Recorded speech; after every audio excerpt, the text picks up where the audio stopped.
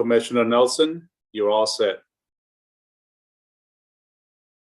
All right, thank you. Hold on 1 second.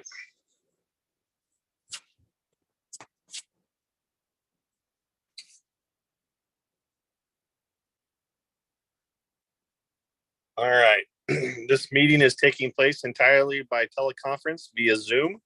The public is accessing the meeting via Santa Ana YouTube channel or city website. The commission members and I, along with city staff and recording secretary, are in different locations. Please bear with us as the technology may disrupt the flow of the meeting. All right.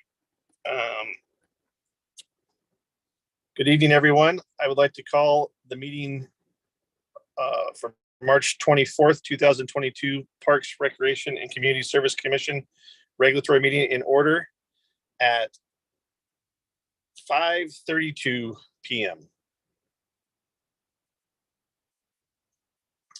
Will the recording secretary please call roll? Hello, everybody. This is Tim Pagano, Recreation Manager. Recording Secretary Sandoval is having some technical difficulties, so I'm going to be taking over for him in the meantime. So I'll start with calling roll. Amina Sten Matthews, Ward 1. Present. Commissioner Gomez. Present. Commissioner Nelson. Present. Commissioner Wu.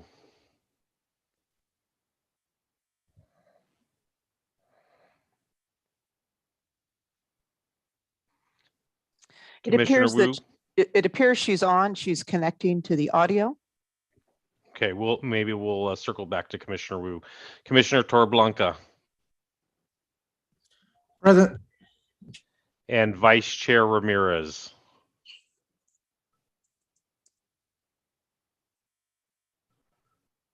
I'll try to circle back to Commissioner Wu. Commissioner Wu, are you on the Zoom call?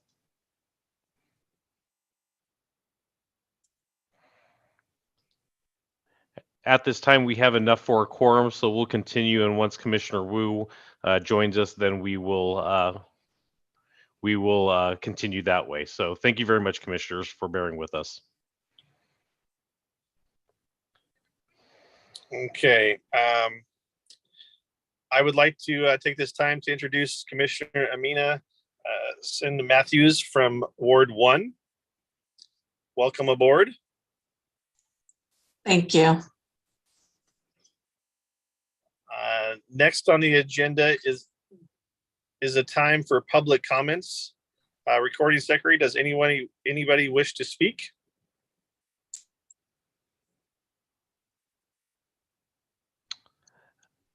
Because of our technical difficulties and seeing nobody on the Zoom call other than staff and the commissioners, we have nobody that is wishing to speak at this time.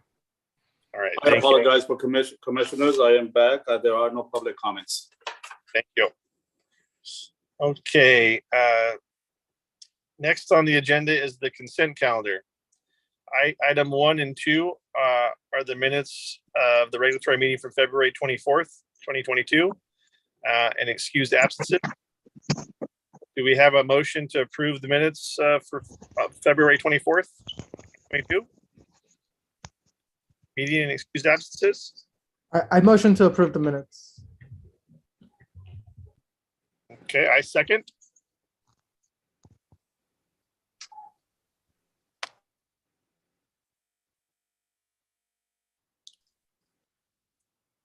So do we need to? Call the roll, please. We'll do a roll call real quick, commissioners. Okay.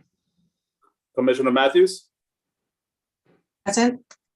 Commissioner Gomez, Yes. Commissioner Nelson, Yes, present. Commissioner Wu, Yes. Commissioner Torreblanca. Yes.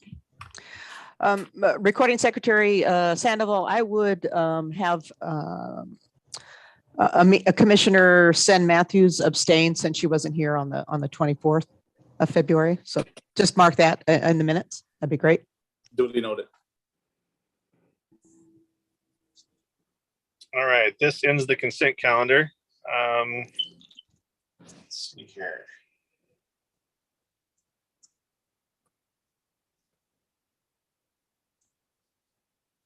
All right.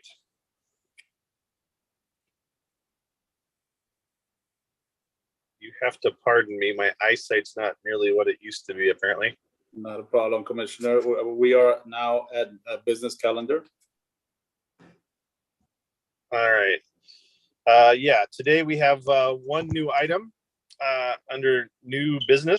I will turn this over to Executive Director Rudolph to for item 3, which is an update on the naming of the Rate Myrtle Park sites. Okay, thank you. Mr. Pagano is going to go ahead and give a report out. I know there was an ad hoc committee and he'll take it from here. Thank you.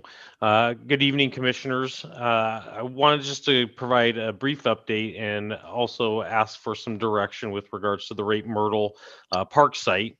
At the February 2022 Youth Commission and Parks and Recreation Community Services meeting, information was provided to both the commissions on the naming of the Rate Myrtle site.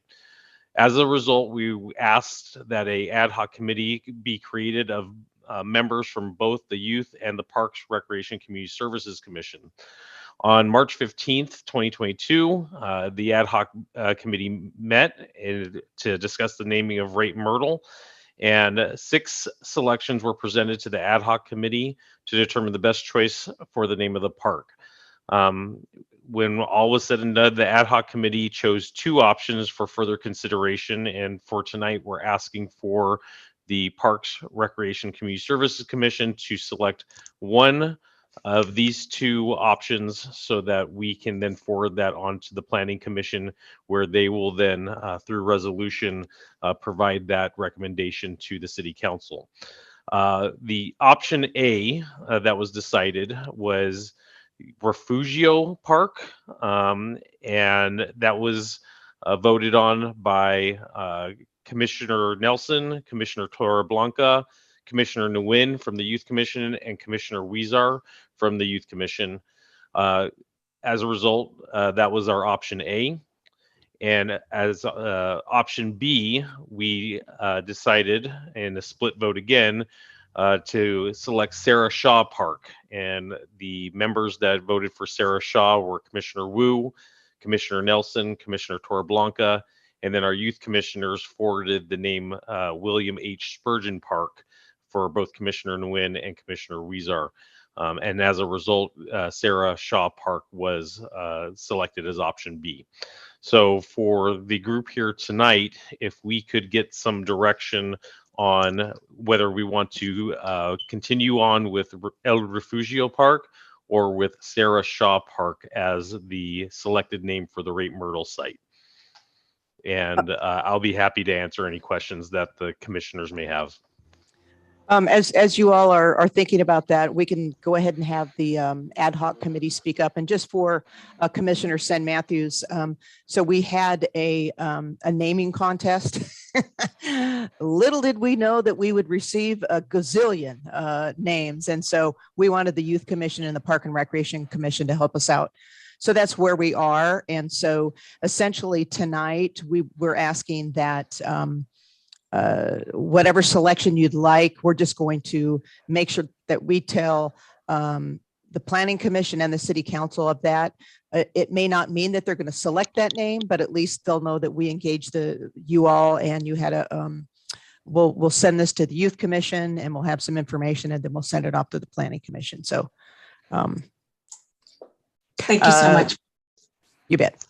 Thank you so much for the background contact. I do have a question as to why those 2 names were chosen. Like what were the contact for, like the Refugio Park or the Sarah Shaw Park? Like what was the reason behind those names? So the kind of the reason, or the thought process between El Refugio Park was just the history of it, which actually is kind of the other people could chime in as well, but basically there was a hacienda there.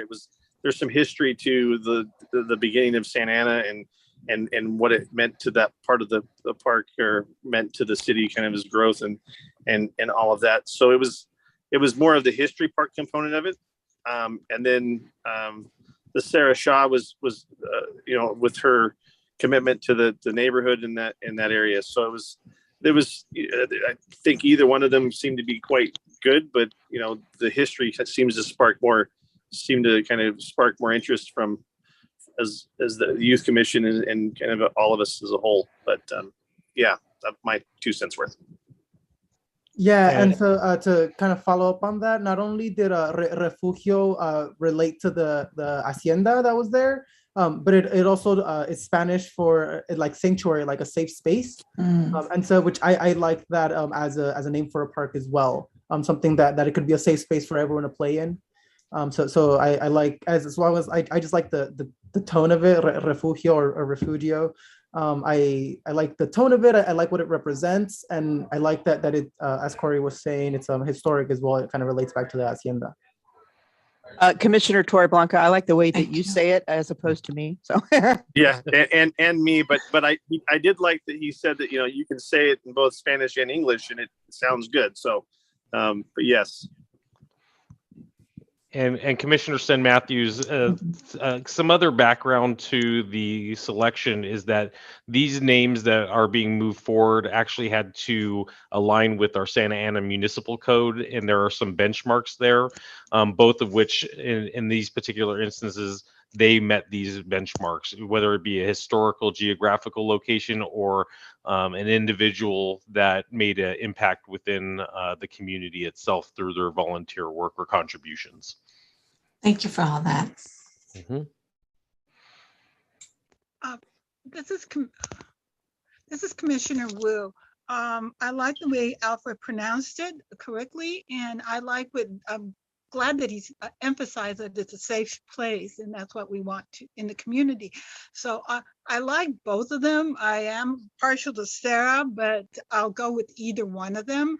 Now that he mentioned that the significant identifying some of the meanings to that too, also the history. So I could be swayed both ways. So whatever the other commissioners suggest.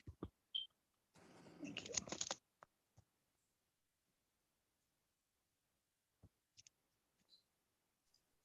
So Tim, maybe do you want to give them the opportunity of option A and B and just kind of take the vote and note that, and we should be good to go? Absolutely. So if we could do recording secretary, if we could do a voice roll call vote for option A, which is El Refugio Park, that would be appreciated. And then we can determine if we have a majority. And if we do have a majority, then we can kind of forego the second vote for Sarah Shaw Park as option B. Thank you, Manager Pagal. Yes, indeed. Members of the commission, I will go ahead and ask for option A. Please respond yes or no when I do call to your name. Option A is El Refugio Park. We'll start with Commissioner Matthews. Yes, for that. Commissioner Wu, I'll say yes to that. Commissioner Gomez, Absolutely, yes. Commissioner Nelson, Yes. and Commissioner Torreblanca. Yes. Option A is unanimous at this point in time. Wonderful. Well, thank you everybody for participating and giving us this direction. Our next step is to draw up a resolution and present it to the Planning Commission, which we're intending on doing it at the end of April and trying to get on the agenda for that particular meeting. So we may be able to provide some updates on how that goes at our next meeting. But other than that, we are complete in our responsibility here. So thank you again. Thank you. Commissioner Nelson, can I just give a little update before we move on to the business calendar, Sure. if you wouldn't mind?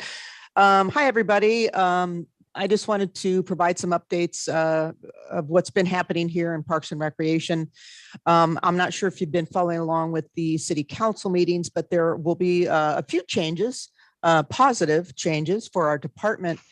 And starting the new fiscal year, July 1, if the city council approves this, and they were introduced to this last council meeting, the Public Works Department will be taking over our park maintenance. So all of the maintenance of our facilities, our pools, our amenities, our everything will be consistently taken care of, in my opinion, by the Public Works Department. So when we trim trees, we want to trim trees in the Parks Department, the right of ways. When we clean restrooms, we want to do it throughout our whole entire city. When we maintain our facilities, so that I think is a very positive move, and it's actually best practices. So there's of the 35 agencies that I reached out to in Orange County, 30 of them have their Public Works Department take care of their facilities. And when I was in the city of Irvine prior to this, the Public Works Department took care of it. So the same thing, all of our capital improvement projects and things of that nature, will still be also completed by the Public Works Department, but we will be able to, find the money and provide that to Public Works, and they'll take care of it. So look for that to be happening starting July 1. And then also, I'm not sure if you've heard, but you probably have, but I will be retiring from the city of Santa Ana after 32 years of service to Parks and Recreation. It's time for, as Ron Ono said, the younger generation to take over. So the past 3.5 years, I've been here with the city of Santa Ana. Hands down, this has been my most favorite job ever, because I truly appreciate the community, and they appreciate what we do for them. And I think we've made great strides in serving them over these few years. And thanks to the city council and actually thanks to the pandemic, even though it was tough, we've been able to gather some money to provide great things for the community out in our parks. So what's going to happen is, as of today, we have recruited, the city manager is recruiting for a new director, and I'm going to stay here and transition. So it's a seamless transition. My last day will be May 20th. And so hopefully potentially at the May meeting, I could, introduce them. If not, they can introduce themselves at the following meeting. So I think that Parks and Recreation, we are in good shape.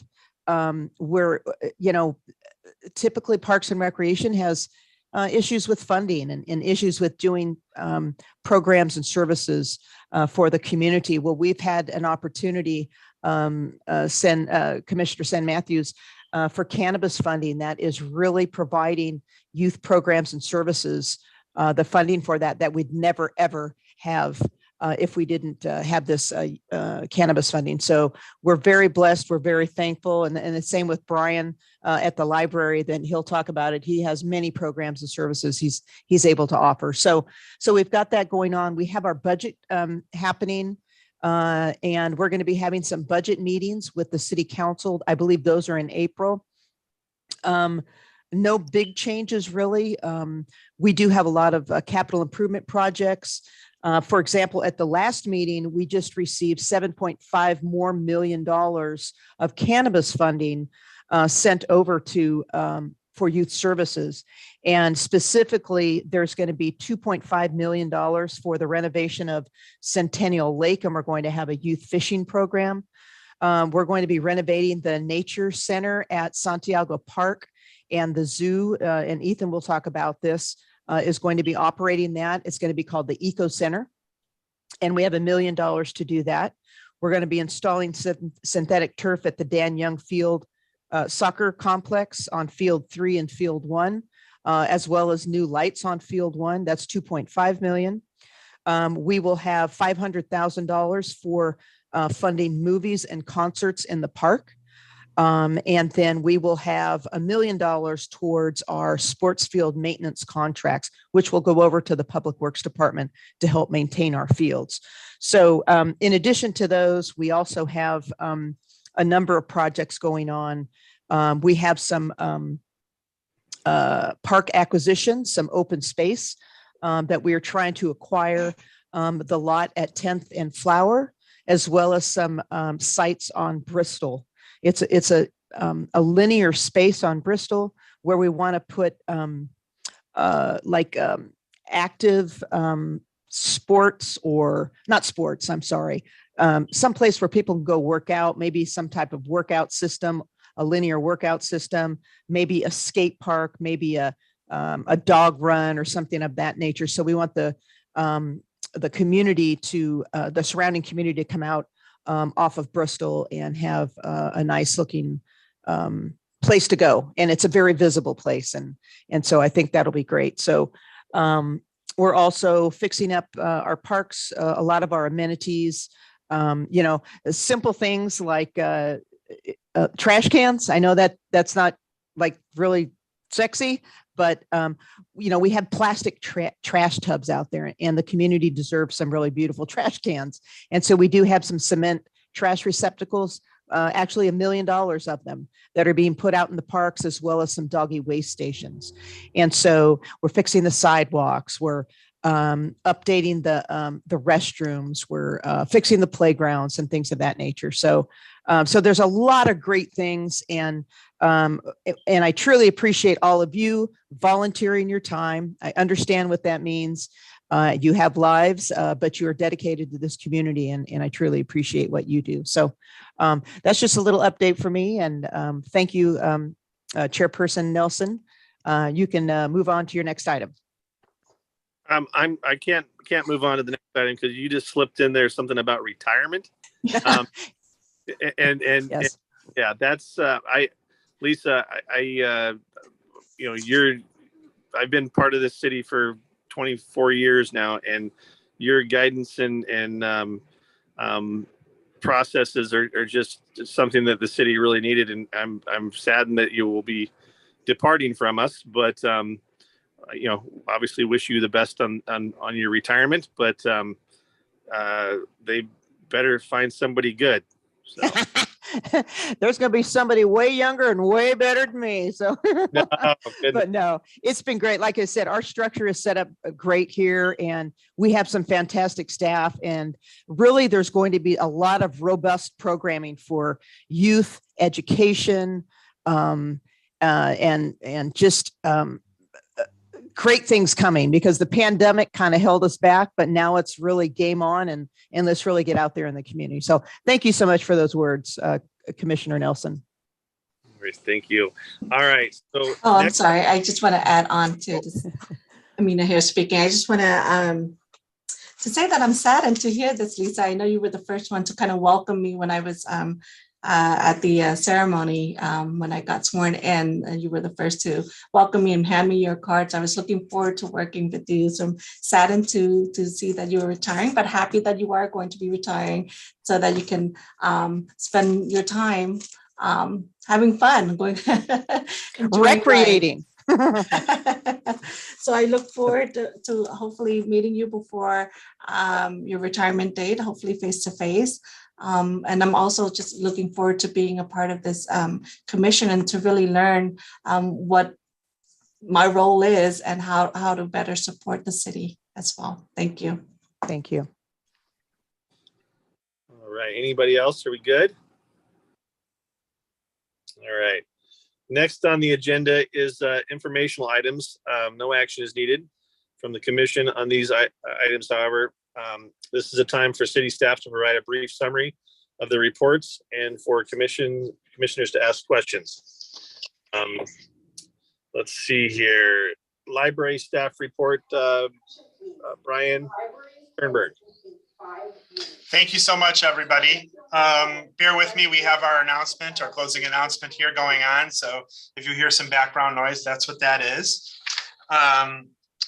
Just to start off, I want to say Executive Director Rudloff has done an amazing job here, really getting the Parks and Recreation Department on course and on a trajectory that I know is going to continue to do wonderful things in the future. So thank you so much, Lisa.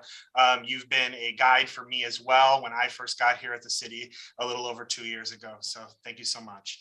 And again, as Lisa had said, the cannabis funding, and now we have our ARPA, Revive Santa Ana funding, has allowed the library to do many, many, many great things, some of which I'm going to share with you tonight. So a part of our Revive Santa Ana funding has allowed us to put on for the community a number of technology and digital literacy skills programs. Just in the month of March, we had over 100 programs, all related to things like robotics, technology workshops, early learning education. We have programs called Extreme Lab. We have a Teen Maker Lab. We have a Media Lab that's now going on. And all of these programs have been funded by ARPA, by Revive Santa Ana. So the community is really, really benefiting from those dollars and will continue to benefit as well. You can go on the Santa Ana Public Library's website, www.santa-ana.org/library.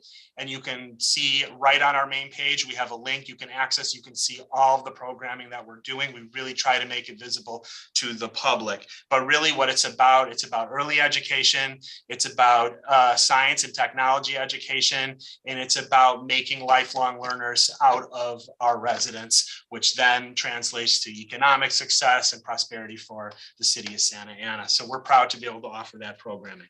The second thing I have for you tonight is called the Emergency Connectivity Fund. This is a grant from the FCC, which was a $7.17 billion nationwide program that addressed some of the digital divide issues that occurred during the COVID pandemic and continues to occur. But the library was able to get funding for 500 laptop computers that we're going to check out to our residents. These laptop computers will not need hotspots. We do have those little mobile hotspots. We have over 300 of them here at the library, but this will be a kind of a new addition. These ones will be fitted with SIM cards, just like your cell phone. And so a part of this program is 1 year of free access for the city. So we can check these out to our residents here to take advantage to bring home a laptop, check it out for 3 weeks at the library and use it for whatever reason you may need. It could be for school, could be for work, business, whatever it is. So we're excited. Those laptops should be arriving really soon. And that program will get out and we'll have some additional publicity on it on our website as soon as we get them, but we're expecting them any day. The last thing I want to talk about is our new Children's Play and Learn patio that just opened up on March 15th. You can't miss it if you come by our main library. It is just really a great play and learning space for kids. And we're already seeing a lot of children in there and families in there hanging out, connecting with each other, which is exactly what we wanted to do. And the neat thing is you have to come through the library and through the children's department. So you get access to the books and stuff on the way. So you can check out materials, but you can also parents can also let their children play, and kids learn by playing, especially learn when they interact with other children as well. So that was a great addition. And that project was funded through our Cannabis Public Benefit Fund. So you can see again how these dollars are going to work for us. And then just finally, I have in my report here, of course, I have listed all the different programs we have for both youth, children, for teens, and for adults. So for people of all ages, like I said, this Revive Santa Ana funding has allowed us to put on over 100 programs just in March. So we're really excited about that. Check us out on our website or on our social media. You can link to it right from the Santa Ana Public Library's website and see everything that is going on. So please come and visit us at the main library or at the New Hope Library. Thank you so much. And if you have any questions, I can take them now.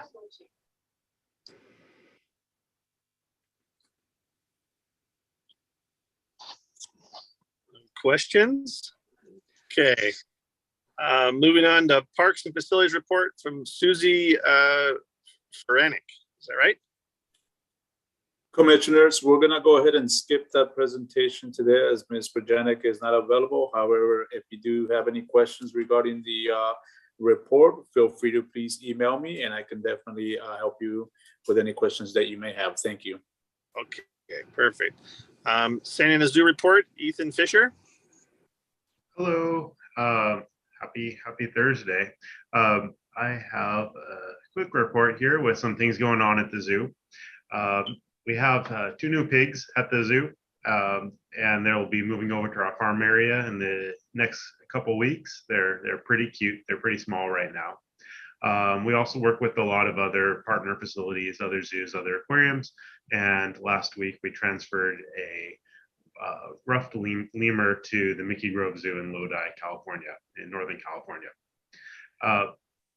We're working on some spring babies, hopefully. One of the habitats we have at the zoo is the South American grasslands, where we have these large flightless birds. They're called rheas, sort of like an ostrich. And we're working on incubating some eggs so that we can hatch some more out. It's something the zookeepers have been working on for a year or two to try and be successful at. So hopefully this year is our year. Education-wise, we have a number of different park pop-up programs that are continuing at different parks around the city on Wednesdays and Fridays. I put a link for the whole schedule, but that has a schedule right now through the end of May. And I know that some families do come and track the zoo down to different parks. Field trips have been returning. It's been a little bit slow, but schools are starting to come back with field trips, and also during the summer we have some camp reservations coming in.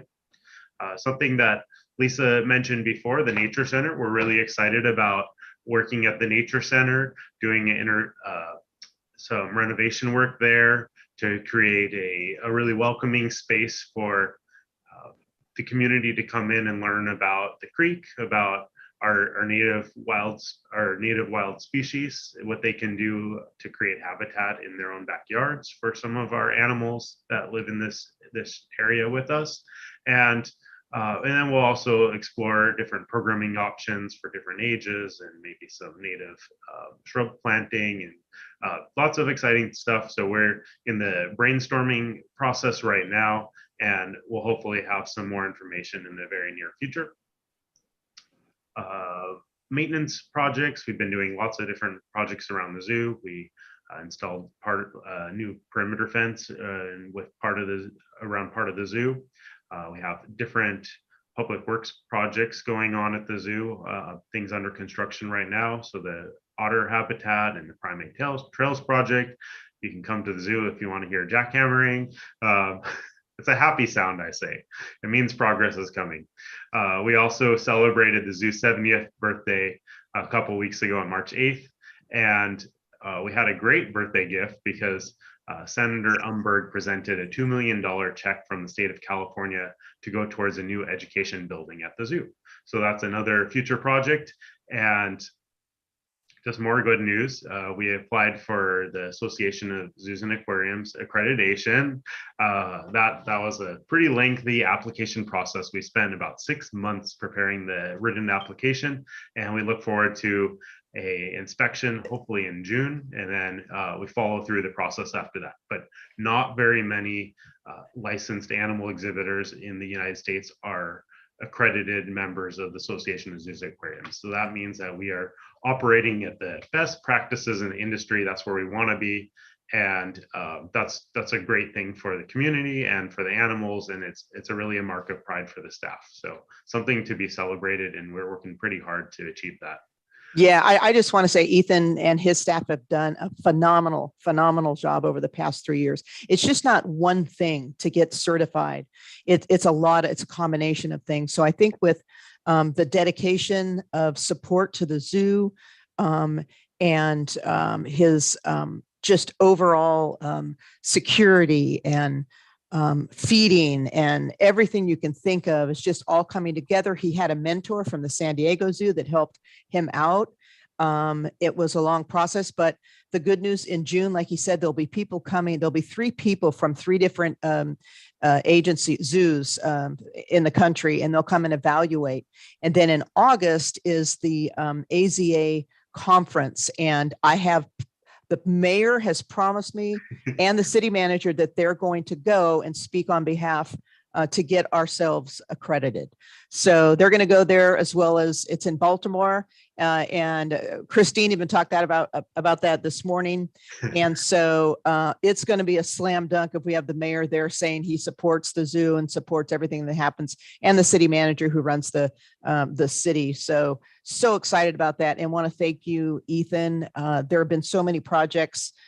We talk about we never have money, and then we have all this money. And so he's doing all these projects, is applying, and so you've done a great job. So thank you, Ethan. Yeah, we're really excited about that. And yeah, it's great. It's been a lot of work, and it's a good thing. Other things going on, we have a butterfly exhibit that's in process still. We don't have an opening date yet, but very, very near future, that'll get going, and that'll be a neat thing to come check out at the zoo, with lots of color, lots of movement, and a great educational and fun experience for everyone that comes to the zoo. Number 6 on the list of this report was a project with Caltrans. We made 2 community presentations at the Saddleback View Neighborhood Association meetings talking about this project, and that will be some enhancements on Caltrans property adjacent to the zoo, and also some wayfinding and some monument signage for the city of Santa Ana along the I-5 corridor. So neat things that Caltrans has money for. They're taking the lead on this project, but working with the city, and then they've been able to incorporate the zoo and some of our comments into the projects they're doing. So that's exciting too. Always looking for volunteers at the zoo. Our next volunteer orientation is in April. And right now, starting to be spring break time for a lot of schools. And we're starting to see more people coming as families during the week. So we have extended hours for the rides at the zoo during this spring break period. And the last thing on my list, we have an announcement for Zoofari. That's our annual fundraiser every August. And the theme for this year, which will be the 30th anniversary of Zoofari, is Starry, Starry Zoofari. So that committee met, they came up with that theme, and that will happen on August 20th, 2022. So mark your calendar if you're interested. If you have any questions, I'd be happy to answer any questions. Hey, Ethan, so 2 things. I'm not sure for the birthday we got invited. I might have missed the email, but I didn't see an invitation for that, for commissioners. So I'm not sure if we did get invited. Any other commissioners could chime in. I don't know if we did or not, but I would love to celebrate you guys next time. Okay. It's really hard. I don't have jobs, but invite us. Don't forget us little people. And we will not forget 2, you. Yeah. Thank you. And number 2, that I'm really excited. I heard, and you didn't mention it, Gente Market will be at the Santa Ana Zoo. Can you talk a little bit about that if you know? Yes, that's the event on a Saturday in April, correct? Yeah, that's being coordinated as a rental through with the Friends of Santa Ana Zoo. So I do know a little bit about that, but I don't have all the details yet. So to clarify, the people that go to Gente Market not necessarily can go inside the zoo. No, they would come to the zoo. They would? As part of the rent. Yeah. Oh, that's so cool. Okay, thank you. Yeah, you're welcome. I have a couple questions as well. First of which is, you were mentioning camp reservations? We aren't doing summer camp at the zoo ourselves this year, but a lot of summer camps around Southern California come as field trips to the zoo. Okay. So like the YMCA will come to the zoo as a day trip. Oh, okay. Yeah, They camp might reservations. go to the zoo, and they might go to Raging Waters, and they go different places at field trips. Okay, and then second of which is, I know you were talking a lot about field trips and whatnot. And so how are those going, and how many schools are we getting in there like monthly? We're not getting quite as many as we have in the past, just because some districts at least still have some restrictions on traveling because of related to COVID. But we're starting to get more, and we've had a few Santa Ana schools that have reservations that or have come already this year. But our field trips, typically the ones that are with our education staff, those happens on Tuesday and Thursday mornings, and we're having a few of those a month right now. Tip in the past, prior to COVID, the springtime, we have 3 time slots per morning, and every single time slot will be full. So it's starting to ramp up, and we would end up getting maybe 12,000 kids in a year coming on field trips. So we're not there yet, but it will definitely come back next year for sure. And we're trying to connect more with Santa Ana schools to come on field trips too. Yeah, that was my next one. So I'm glad you brought that up too. Yeah, I was like, is there a way to coordinate with the school district so we can get as many schools as possible into the zoo? Because I mean, we have a beautiful zoo. I'm really glad that we're able to, have the funds to keep it as beautiful as we do and keep animals coming on in. And so I just really want our community to enjoy it. Yeah. Thank you, Ethan. I mean, you're welcome. Yeah, our education staff are definitely working on that, and I know they're working with some teachers are coming on field trips. Okay. Commissioner Wu, I'm interested in the August 20th fundraiser. Can you send me some information on that? There's going to be some sort of invitations that aren't ready yet, but they'll be going out with all the information on that event. Okay, thank you. You're welcome. All right. Off to Parks and Recreation and Community Service staff report. Tim Pagano. Thank you very much, and good evening again, commissioners. Just a few updates, and more of kind of just talking about an event that took place just recently, and 3 events that I'd like to put on your radar and invite you to, if you guys have the ability to attend. Last Wednesday, March 16th, we did a ribbon cutting ceremony for our Dell High mini pitch, which was a project that we worked on with the U.S. Soccer Foundation, the Dick's Sporting Goods Foundation, and also the Orange County Soccer Club. The Orange County Soccer Club plays in kind of like a minor league professional league, and they're actually the world champions. And they worked alongside us in bringing this mini pitch to Delhi Park. And we had a great turnout, had a lot of youth participants that showed up. And the Orange County Soccer Club actually had a few of their professional athletes show. And it was just a really great day for the new amenity at the park. And from what we have gathered, there's already a whole lot of participation taking place at the park from the community, and we have intentions of starting to program it there ourselves with some adult futsal leagues that will be taking place closer to the summer after we kind of straighten out some programming issues and everything. But we're looking forward to utilizing that amenity more often. In addition, on that day, we also had a ribbon cutting ceremony for the Delhi Fitness Court, which this was one of 10 that we have throughout the city. And that was also a nice event. And I'd like to thank Commissioner Wu for showing up to both of those ribbon cutting ceremonies. We always appreciate support. And like I said, we welcome anybody, especially the commission, to come out and enjoy those events.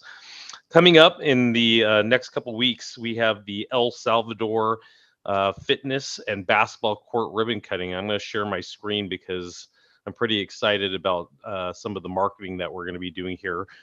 So as you can see, it's going to be taking place Saturday, April 9th at 10 a.m.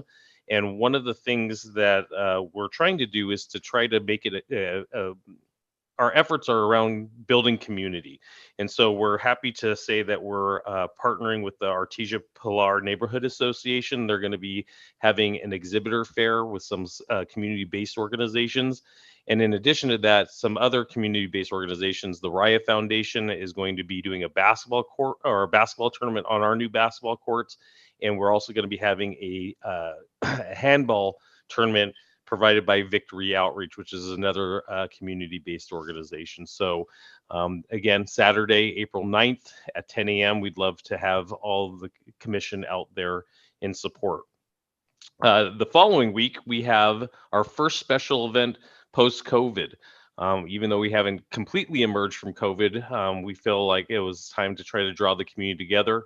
And so we have a free event that's going to be taking place Saturday, April 16th at Centennial Park from 9 a.m. to 1 p.m. It's the Excellent Adventure. We're going to have an egg hunt, and it's for everybody, the entire family, but the egg hunt schedule is, or the egg hunt specifically, the programming there is going to be from 0 to 10-year-olds. We're asking everybody to bring their basket, and we're partnering with the Santa Ana Lions Club, and they'll be providing a pancake breakfast at a low cost, but it's going to be a good fun time for everybody in attendance. So again, please feel free to join us on Saturday, April 16th for that event. And that's our first kind of big event that we're rolling out here now that we're kind of emerging from COVID. Lastly, what I want to mention is we are in the process of opening up a recruitment for program leaders and maintenance attendants in the recreation division.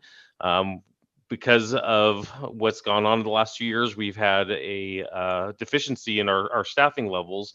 And so we're trying to get those back up to where we need them to be to provide the programs and services that our community is expecting from us, especially as we're heading into the summer. So we're recruiting close to 50 positions between the program leader and the maintenance attendance positions. And we would appreciate any help that you could provide in spreading the word and maybe even sending good people our way so that we can start delivering those services in the way that we want to. That's all I have for this evening. If you have any questions or comments, I'd be more than happy to make myself available to answer them. Can you close your screen there, Tim? Sure, absolutely. My apologies. All right. I have a question, Commissioner Torreblanca. I saw on the last meeting, I believe it was, we had mentioned that the public was having comments regarding the price for the new sports like coalition. I just want to know if there's any more comments coming on in from the public, and what those have been. Sure.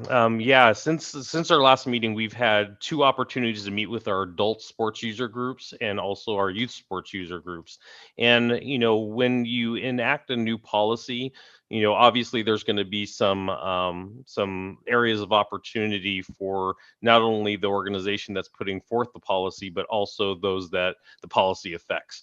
And so what we wanted to do in those 2 meetings is to provide the space and time for those organizations to communicate to us some of those areas of opportunity that they're experiencing and how we could be responsive to that as the policy is coming on board. So some of the things that we're experiencing is, obviously the increase in fees. They're having a difficult time kind of adjusting to that, especially, because when we implemented it, they were already past their budgeting time. So, they didn't really factor in the increase in fees. So that's something that we're finding areas where we could add value to their experience. So we're working with individual leagues in even the groups themselves in hearing some solutions that we can incorporate into what we do from at least the recreation division side so that we can at least meet them where they're at right now. And so a lot of good conversation, a lot of good ideas, and it's just a matter of my team and I fleshing it out and, making sure that the administration is in favor of, maybe extending those type of things. An example would be in years past, if you were like, say, a little league, you would obviously have your league schedule, but what we would ask prior to the policy going in place is that if you were going to have an opening day or a picture day or a tournament, you would have to submit for a special event permit. Well, those things are kind of baked into the cake when you consider what the league is there to do. You're going to have an opening day. You're going to have a picture day. You're going to have some type of either postseason or in-season tournament. So one of the things that we're considering is, again, identifying and recognizing that those events are already baked into the season and not necessarily charging or applying fees that would essentially be considered a special event. So that, we've gotten really good feedback from our user groups, both youth and adult, in with regards to that. So that's just kind of one example that I can provide that, is a direct kind of experience that we've been having in dialogue and everything like that too. Hopefully that answers your question. No, it definitely does, and thank you. It's just I know there was a big sentiment from the community for that, and I recall when we were voting on that actually that we had like public comments, and public comments are actually rare on these meetings. So it really spoke volumes to me that the community came out in volumes, and a lot of them were like, "Hey, we were just notified like a few days ago, like just we're just here to kind of sit in and listen." So I just want to make sure that they're being heard. Sure. And so, thank you for answering my question.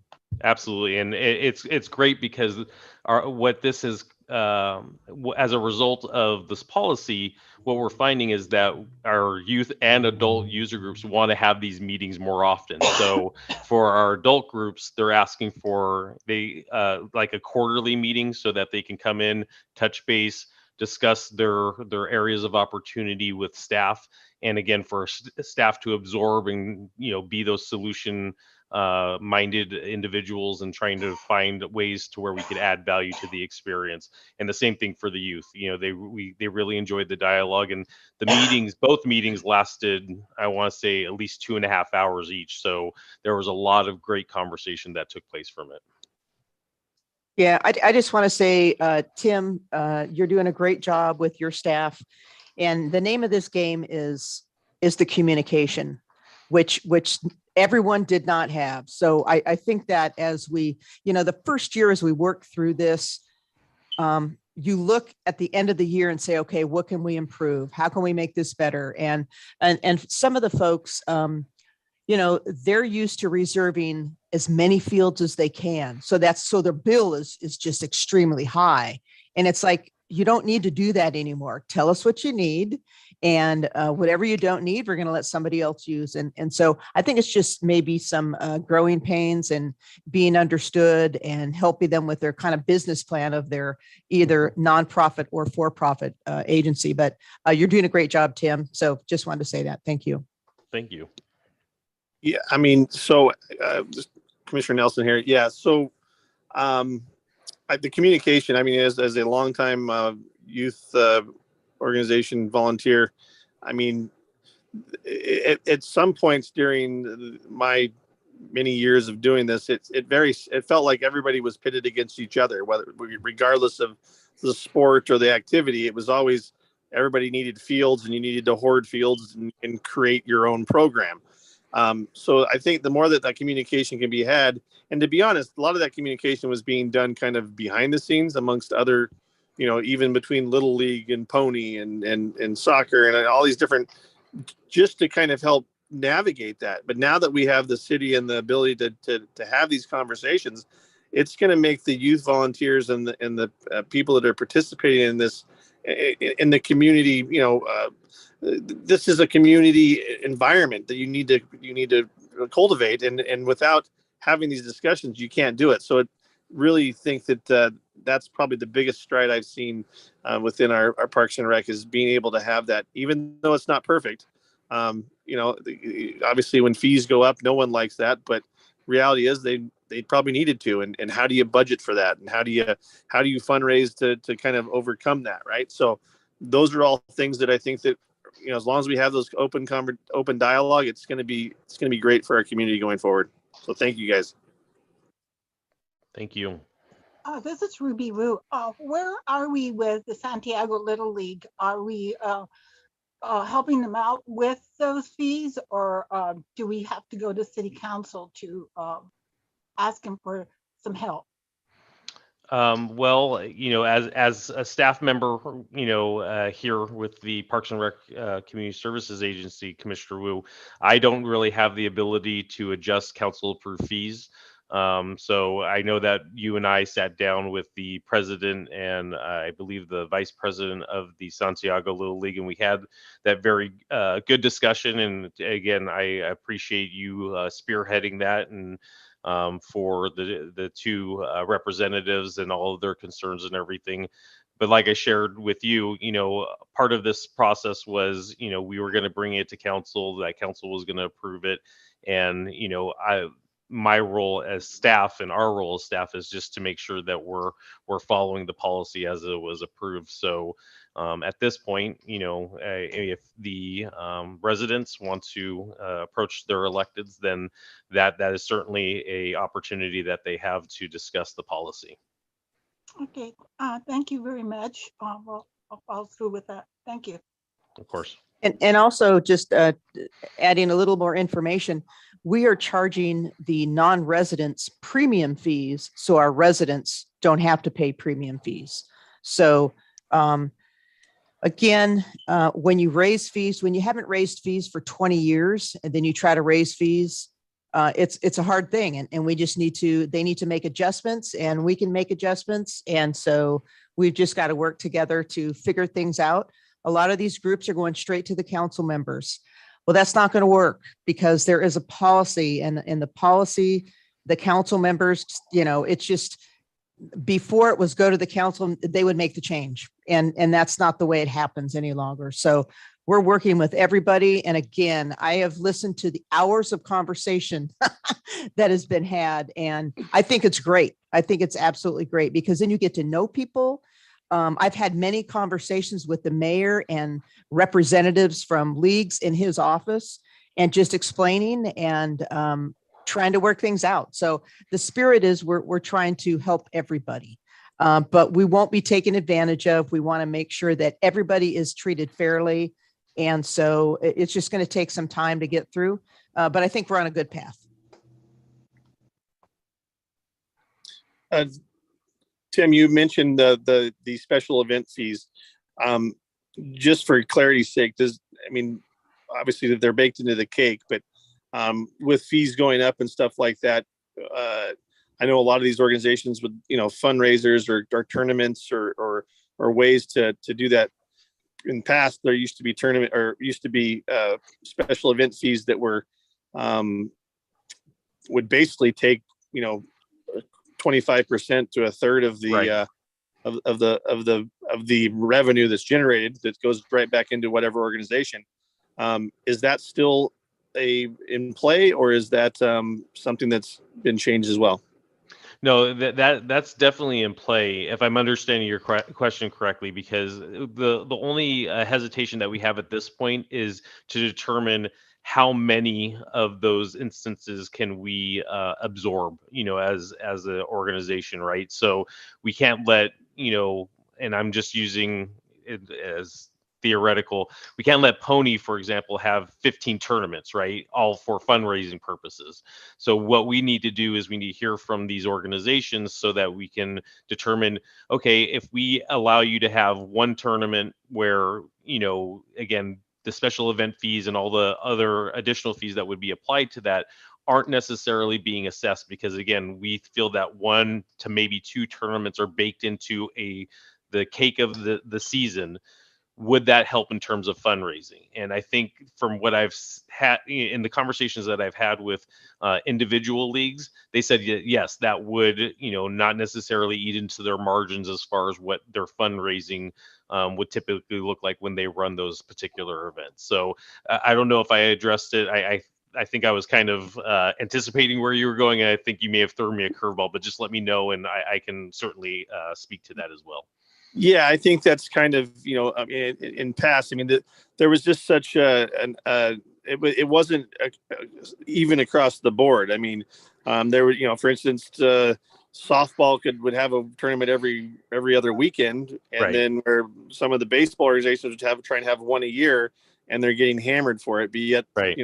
some of them are getting them for, 100% waivers and stuff like that. So I think as long as the equality and there's a standard that's set, and then that we can use this as a mechanism to help offset those leagues. Because let's be honest, every one of those organizations, whatever organization it is, it's all the tournament or however it's being run or whatever fundraiser it is really being 100% run by those volunteers. So for the city to profit off the back of the volunteers, I understand you have overhead and lights and all that stuff, but reservation fees would cover that as well, right? So, Correct. but as long as it's not being taken advantage of, but where is that threshold? I think is my kind of concerning question.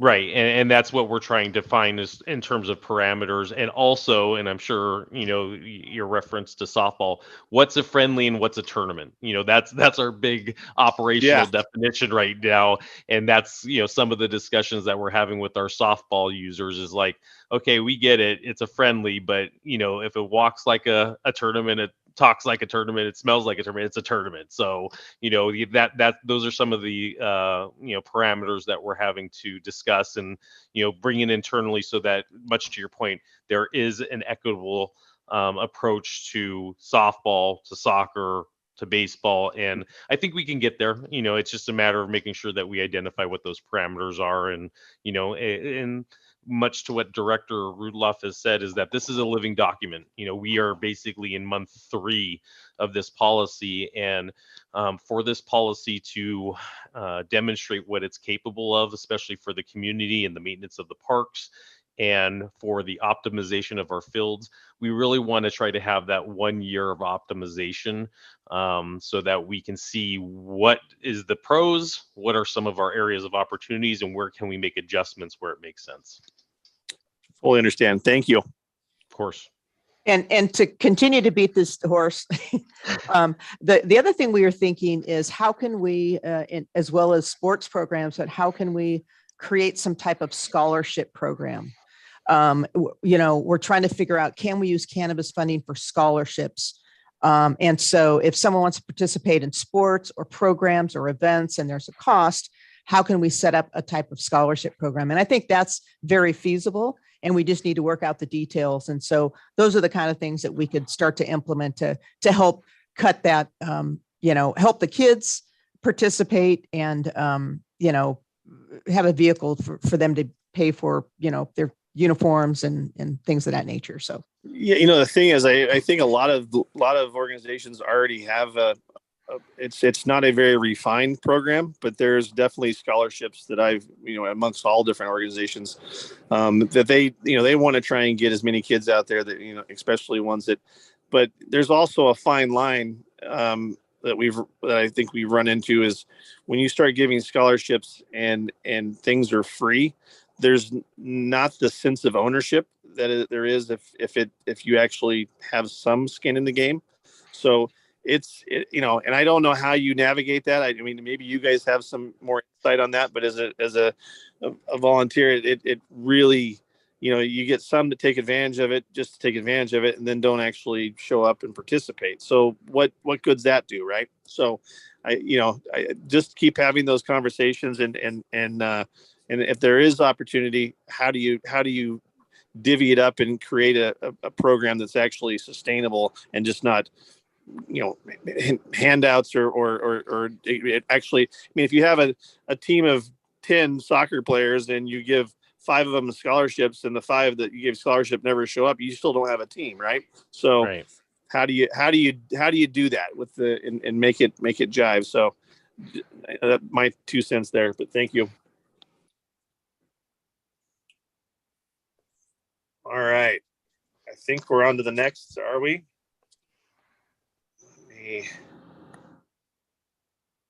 All right. Next on the agenda is comments. This is the time for each commissioner to provide comments if you wish, but is not required. We will start with Commissioner Matthews. Hi, thank you. I don't have much comment. Today's my first day. I'm just kind of hearing everything, kind of absorbing I'm taking in everything. I'm just kind of amazed at all these wonderful programs going on here in our city.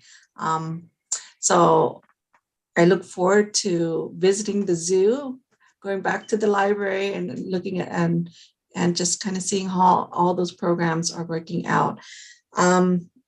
I'm very happy to hear that the funding from the cannabis, as Lisa had mentioned earlier, those fundings are coming in and that we're putting it to really good use for our youth. So thank you so much. And again, thank you for having me here. I'm absorbing everything that's going on right now and listening and just hoping to give my input in the next meetings. Thank you. Welcome. All right, Commissioner Gomez. Hi, so 2 things. Welcome, Amina, to the commission. Hopefully in the future we could be in person so we could meet. And number 2, Lisa, you're leaving us right after Ono. We're losing all the great ones. I can't thank you enough for everything you've done for us. Honestly, you've been such a joy. I mean, I love your spirit, your leadership, your passion. You're my shiro, and I really appreciate everything you've done for us. And I don't think there's enough words that I could say to just show how grateful I am for what you've done for the city of Santa Ana. So I'm just going to miss you a lot, and I hope nobody's going to fill your shoes, but I just really hope they do a really good job replacing you, because that's just really hard shoes to fill. Thank so you. Thank you for everything. Thank you so much. All right, Commissioner Wu. Yes, I would like to say that I really enjoyed and was impressed with the ribbon cutting and the 2 new sporting areas in Delhi Community Center. I was very impressed. It's very nicely done. Also, of course, I'm looking forward to the ribbon cutting of the new basketball court at El Salvador Park on April the 9th, starting at 10 o'clock with the ribbon cutting. I invite everyone to come. Our Tizaplar neighbors are working very hard to put this together. And also, I want to thank the staff following up all my requests from the community. When I had some of the community want to speak, they, of course, staff came up and helped me out. And I'm glad to get the update on what is going on right now. Also, I'm very encouraged that you are the sponsorship program. I really encourage and working on that. And Lisa, I'm very sorry, just starting to get to know you and how good progress and all the programs. I was really ready to work with you for a long time, but I know retirement is important too. So I'm going to miss you and your always good work and leadership within the park area program. So thank you very much, and like to be invited to the retirement party. Absolutely. Thank you. It's going to be at the zoo, by the way. Oh, Ethan, it's going to be at the zoo. It'll be a party. All right, Commissioner Torreblanca. Yeah, hi everyone. I'd just like to once again welcome Commissioner Matthews. Thank you for joining us. It's a pleasure having you, and I look really forward to getting to know you. But beyond that, thanks to staff for answering all my questions. And we have so much going on. I'm really glad we're using everything to the most of our capacity. And again, like I keep repeating, I'm glad the community's happy. I'm glad they're using. I'm glad we're able to provide these services and they're taking advantage of them. So I'm hoping to swing by the rec center soon and I kind of see how they're doing. And I'm happy with where we are. I'm happy with where we're going. And I give them a time to the chair. All right, thank you. I have no more comments, but yes, Lisa, we will have some fun at the zoo then in May. But yeah, appreciate everybody's input and time. So thank you for that. This is the conclusion of the meeting.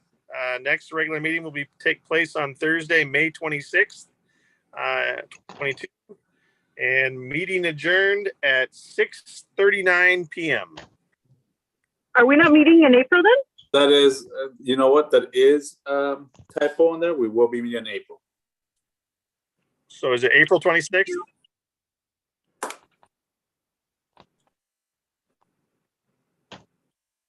Yeah. I will check right now. Hold on, checking. April 28th. I do apologize for that, commissioners, but it will be April 28th. We still have one more. So we still get to see Lisa once more. All right. Thank you, guys. All right. Bye. Okay, thank you. Thank you all. Take care. Thank you. Good night.